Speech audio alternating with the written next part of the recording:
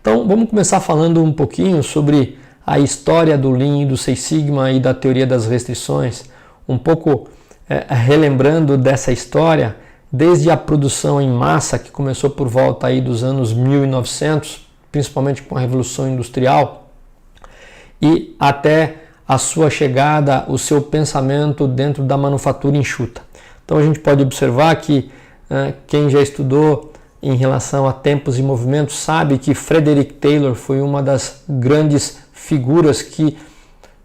veio para estudar o trabalho decomposto, o trabalho detalhado dos seus elementos, para que as empresas lá nos Estados Unidos naquela época pudessem ganhar produtividade através da sua padronização.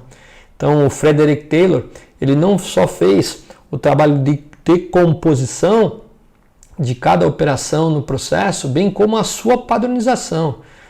e lançou basicamente todos os estudos de tempo e métodos, né? E basicamente lançou aí os estudos de cronoanálise juntamente com o Eli Whitney. Então essas pessoas tiveram na década de 1900 um papel fundamental no sentido de já começar a ganhar produtividade. Logo depois, logo em seguida veio aí o Henry Ford,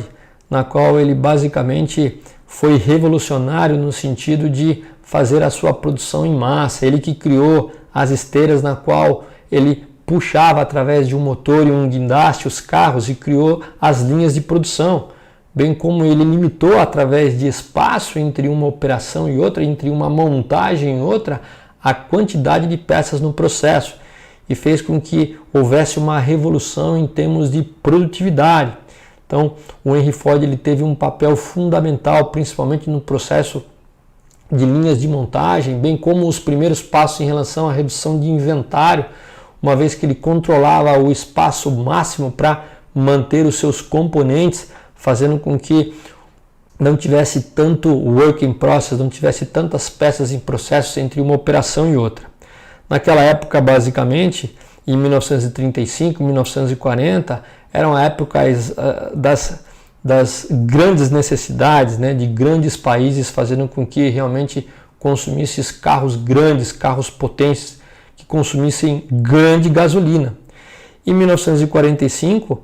logo depois da Segunda Guerra Mundial, entre 45 e 50, o Taiichi Ohno, juntamente com alguns outros diretores da Toyota, eles passaram um tempo nos Estados Unidos estudando o sistema de produção das Big Three, chamadas aí a Chrysler, Ford e GM. Foi quando o Taiichi Ohno começou a observar aquele processo produtivo na qual o país basicamente era muito carente de todo tipo de recurso, pois estava devastado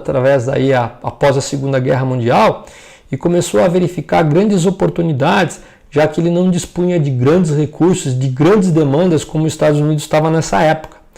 E foi nos Estados Unidos, quando ele visitou nessa década entre 46 e 50 os supermercados,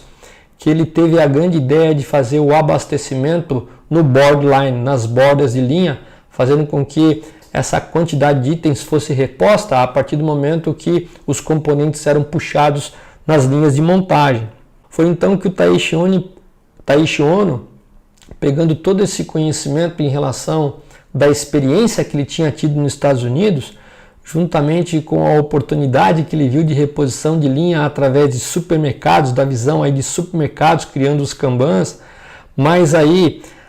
o pensamento do Sakichi Toyoda em relação ao Jidoka em função das máquinas de tear, na qual ele criou aí um sistema que detectava quando um tear quebrava a sua linha, para que o operador não ficasse aí escravo daquele equipamento e gerasse grande retrabalho. Então, pegando o conceito de Jidoka, de Sakichi Toyoda, mais o conceito de Just-in-Time, do Kiichiro Toyoda, mais o que ele viu nos Estados Unidos, ele começou então a desenvolver o sistema Toyota de produção,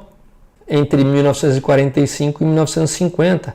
E levou o conceito e implementação para o Japão, em função aí de ser um país pequeno, com poucas necessidades de diversidade, mas muita flexibilidade da produção. Como ele tinha que trabalhar com os lotes menores, bem menores em relação ao tamanho que eram manufaturados nos Estados Unidos, ele tinha que fazer trocas rápidas. Então ele criou aí um sistema para que realmente fosse muito flexível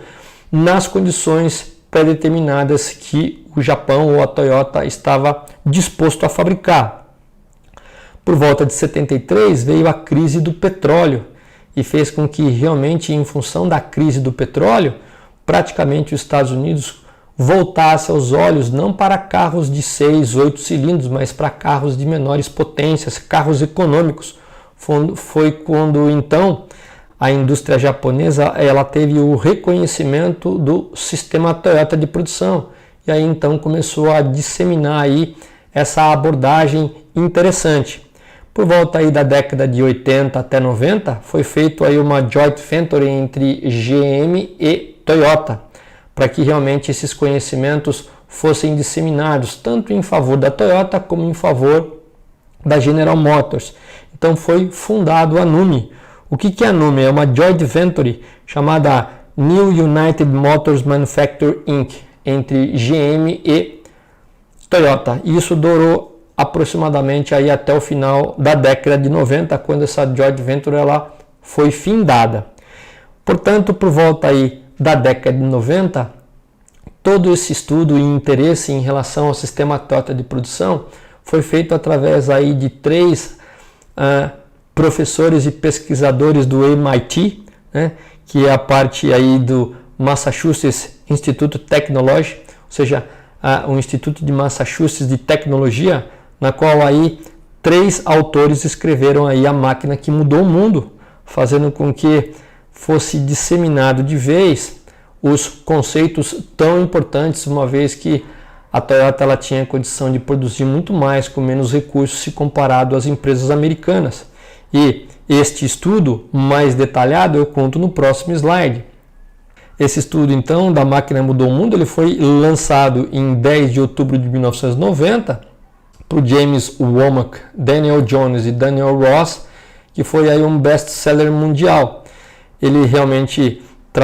eram professores pesquisadores da década de 80 do Massachusetts Institute of Technology, que é o MIT, e foi uma pesquisa que investigou por 5 anos 90 empresas em 15 países e envolveu aí, pela coordenação desses 3 professores, uma dezena aí de pesquisadores com um custo de 5 milhões de dólares, custeados aí em 36 organizações. Então foi através desses 3 americanos do MIT que começou a entender ou se transformar no sistema de Toyota de produção do Lean Manufacturing, porque ele nunca foi chamado de manufatura enxuta, e sim sistema Toyota de produção.